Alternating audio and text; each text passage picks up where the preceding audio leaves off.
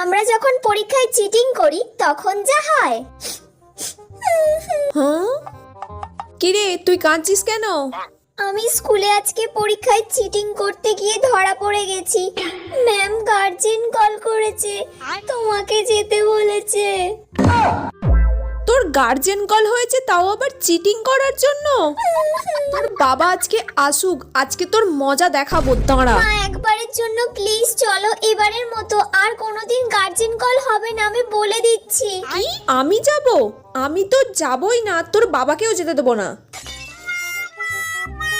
তুই যেমন ভাবে পারবি তেমন ভাবে সামলাবি, যেমন নিজে চিটিং করেছিস তেমন কিভাবে বেরোবি নিজে ভাববি। মা এবারের মতো চলো, না হলে আমাকে স্কুল থেকে বার করে দেবে বলেছে। মা প্লিজ চলো।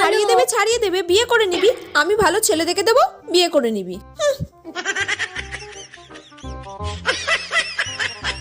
Bruh.